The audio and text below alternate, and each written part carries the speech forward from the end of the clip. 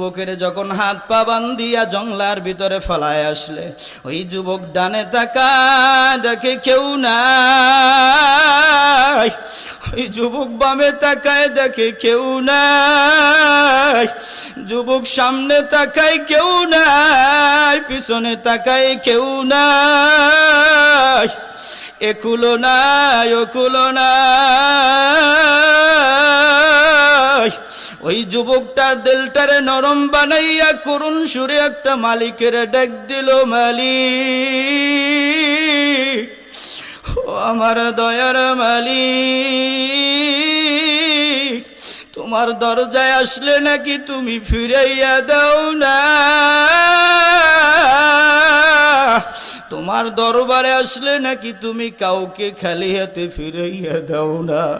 আল্লাহর দ্বারে এমন করুণ ভাবে কয়, মালিক, তুমি যদি আমাকে না মাফ করলে, তোমার যদি রাজত্ব বাড়িয়া যায়, আমাকে ক্ষমা করার তোমার দরকার নাই, আর আমাকে যদি ক্ষমা করে দিলে তোমার কোনো ক্ষতি না হয়, আল্লাহ তুমি আমাকে ক্ষমা করে দাও।